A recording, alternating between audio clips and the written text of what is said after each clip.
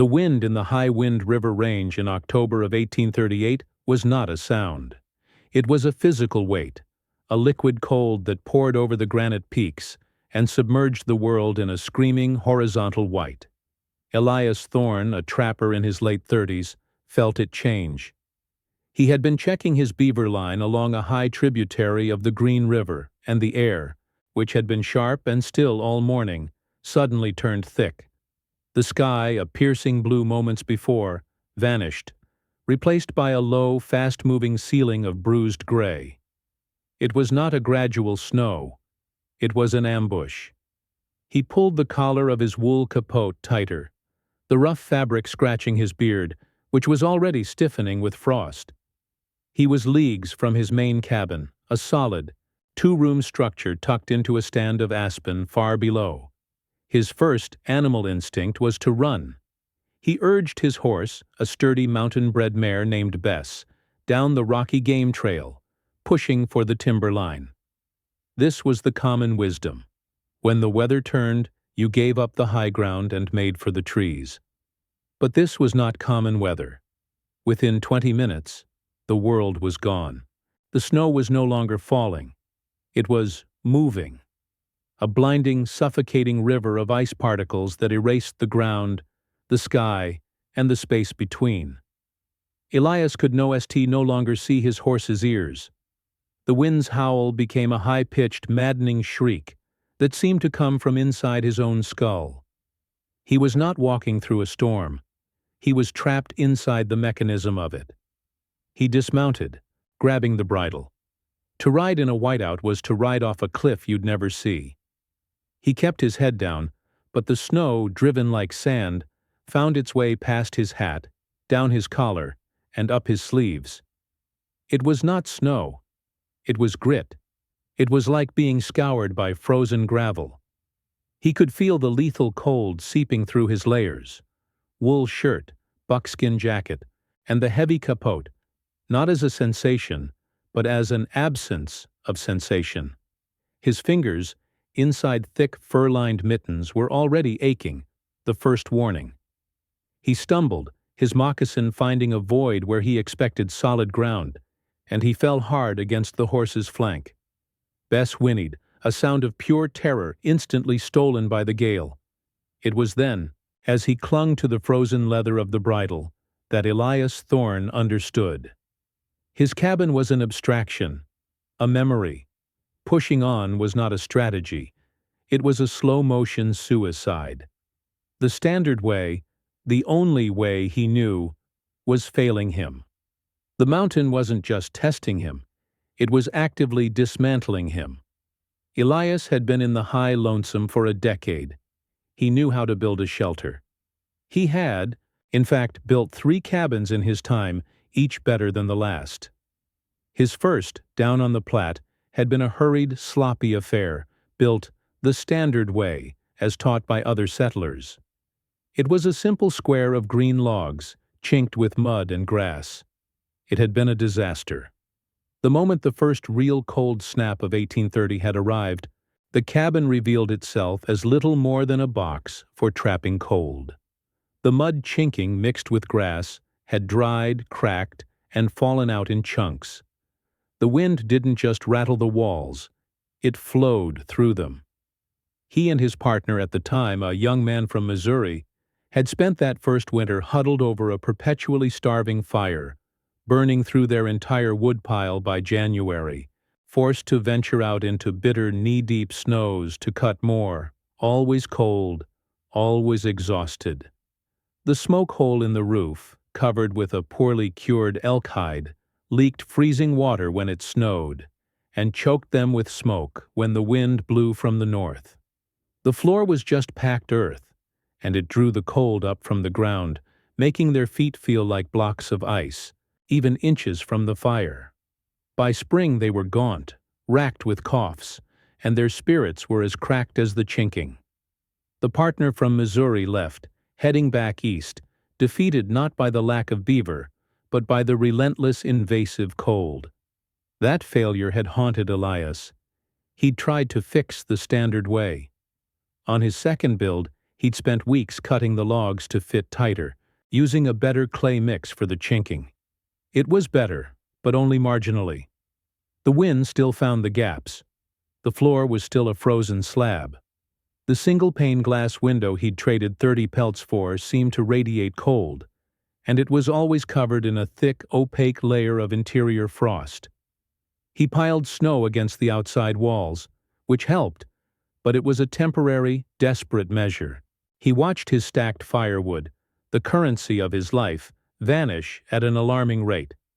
He realized the standard cabin was built on a fundamental misunderstanding. It was a European design, meant for a European climate. It was built to keep rain out, not to keep heat in. Here, in the Rockies, the cold was not a visitor. It was the permanent resident. The wind was not a breeze. It was a predator. He was burning wood not to heat the cabin, but to heat the entire state of Wyoming. The frustration ate at him. Why, he wondered, did they build like this? Because their fathers had. Because it was fast. Because it looked like a house. But it wasn't. It was a coffin that you had to keep warming. Now, caught in the whiteout, those memories of a cold floor and drafts seemed like luxuries. He tried the other standard solution, finding natural cover. He led Bess, stumbling, one hand on her flank, for warmth and stability. The other held out in front of him, feeling for the shape of the land. He found a small stand of lodgepole pines, their trunks creaking and groaning in the gale. He pushed into them, but it was no good. The wind, deflected by the trunks, only seemed to swirl with more chaotic violence, driving the snow into every crevice. There was no protection. He moved on, feeling along a rock face, his mittens scraping against the ice-sheathed granite. He found a small overhang, a shallow rock shelter barely 3 feet deep. He pressed himself and the horse against it. The horse, shivering violently, was already coated in a plaster of ice. The overhang only protected him from the snow falling directly down, but the blizzard was horizontal. The wind simply wrapped around the rock and tore at him with equal force. He was exposed. He was draining heat. His body was a furnace, and the door was wide open with a 60-mile-an-hour fan blowing in. The standard solutions were a joke. He was going to die here, just another frozen lump, his hatchet on his belt, his rifle in his numb hands, another man who knew how to build, but not how to survive. He huddled against the rock, trying to shield his face, the world reduced to a screaming white void. And in that void, a memory surfaced. It was not a thought, but a presence. He remembered a man named Akainus, an old Crow elder he had shared a pipe with 2 summers before, down near the Sweetwater. Elias had been complaining about the wind, how it tore at his canvas tent. Akainus, his face a map of deep-cut wrinkles, had listened patiently. Then he had chuckled, a dry, quiet sound.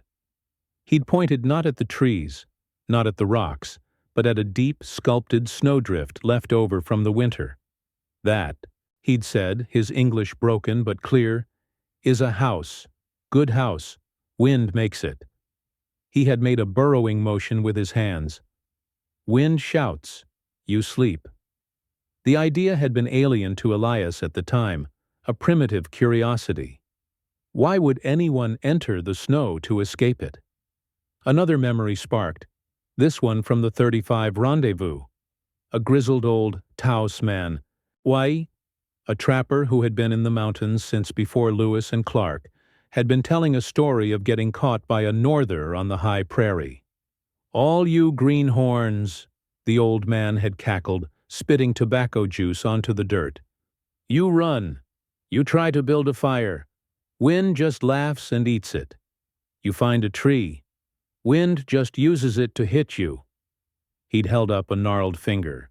"You find a drift. A deep one, packed hard. You dig. Not a hole. A den. Like a bear, you let the storm pile on top. The snow, boys. The snow is a blanket." These 2 pieces of advice, dismissed as eccentricities at the time, now collided in his freezing mind with the force of revelation. Don't fight the wind. Go under it. Don't find shelter from the snow. Find shelter inside the snow. The very material that was killing him was his only resource. The snow, sculpted and packed by the wind itself, was the building material. It wasn't a knife. It was a quarry. He wasn't building a structure from scratch. He was excavating a pre-made one. His mind, sharpened by the lethal cold, began to work not like a trapper, but like an engineer. This was a design problem, and he had minutes to solve it. He began to list the variables. First, the enemy, the wind. The wind was the agent of cold. It stole heat through convection. Therefore, the first principle of the design must be to stop the wind completely. Not deflect it, but eliminate it. Second, the cold. The ambient temperature was perhaps 20 below zero and dropping.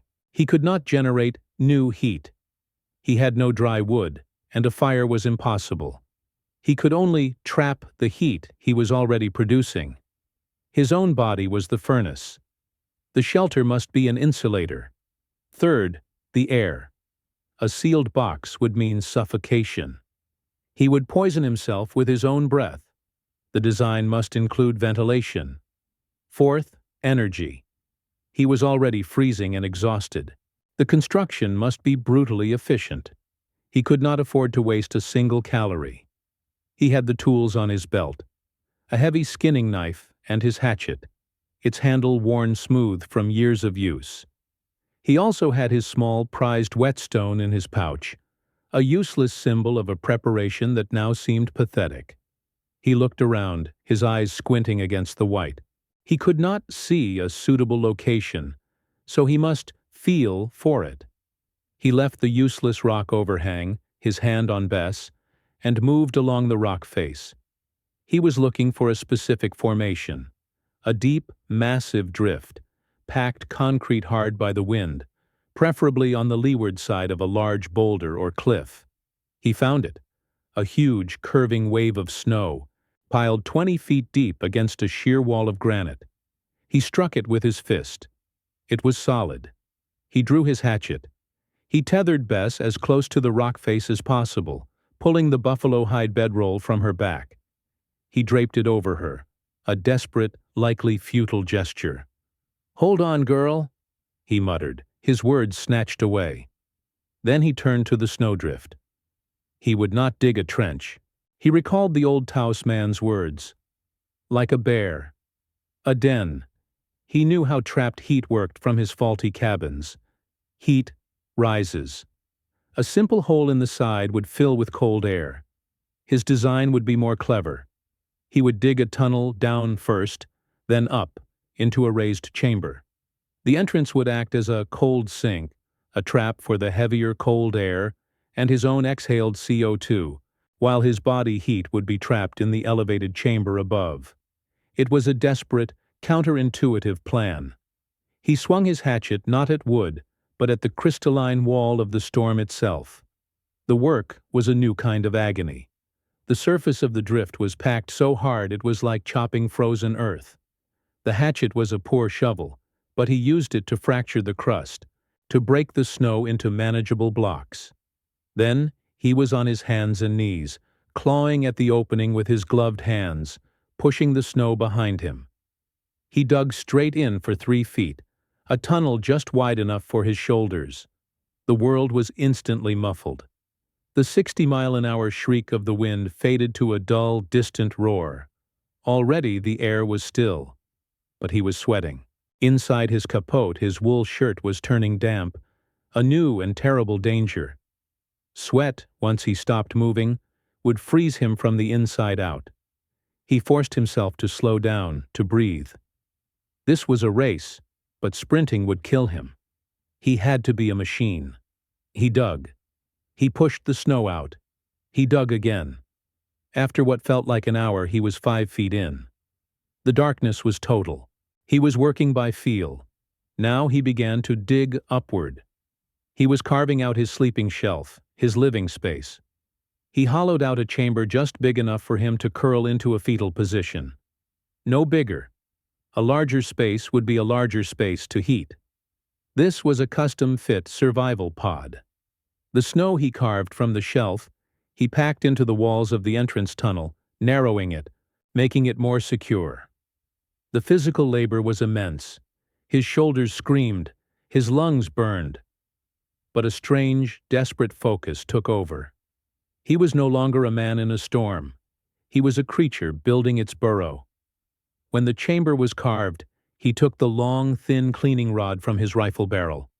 He pushed it carefully through the snow ceiling, angling it upward and away from the wind. It broke through to the outside. This was his ventilation shaft, his chimney. It was small enough to prevent heat loss, but large enough to provide fresh air. He backed out of the tunnel, covered in snow, his breath pluming. He retrieved his bedroll, the frozen buffalo hide, and his small pack. He pushed them into the chamber. Then, he crawled in himself. He pulled his pack in after him, using it to block most of the entrance tunnel. He was now entombed. The silence was absolute. The darkness was a physical presence. The only sound was the frantic, wet rasp of his own breathing. He fumbled in his pouch, his fingers stiff and clumsy, and found his tinderbox. He struck a spark and lit a stub of tallow candle. The tiny, flickering flame illuminated a cave of glittering white. He was inside a diamond. The test began. The blizzard on the other side of the 2-foot-thick snow wall was a rumor, a deep, vibrational thrum. He felt in his chest, but could no longer hear. The wind was gone. The primary killer, convective heat loss, had been utterly defeated. Now it was a battle against conductive loss. He sat on the buffalo hide, pulling his knees to his chest, his back against the snow wall. At first the cold was intense, seeping from the snow itself, but then a miracle. The tiny candle, a pitiful source of heat, was working. Its small flame, combined with the 98.6-degree furnace of his own body, was no longer being stolen by the wind. The heat was being trapped. The snow walls, packed ice crystals, began to reflect his own radiation back at him. Within an hour, the temperature inside the tiny, glittering cave began to rise. It did not become warm. It did not become comfortable. But it rose from 20 below zero to perhaps 20 above zero. It rose above the point of lethal, rapid freezing. He could feel his fingers, which had been numb and white, begin to ache and burn, the agonizing, welcome pain of returning circulation. He could not sleep. He sat in the dark, the candle guttering, listening. The storm raged for a full day and then another. He could tell time only by the gnawing hunger in his belly and the cycle of his own body. He ate a strip of jerky, the frozen meat tough as leather, and sipped snow he'd melted in a small cup held over the candle. He thought of his horse. He thought of the sun. He thought of his warm cabin. He was cramped, his limbs stiff, and the air was stale. But he was alive. The old structure, the standard cabin, would have failed him. Even a tent would have been shredded and buried in an hour.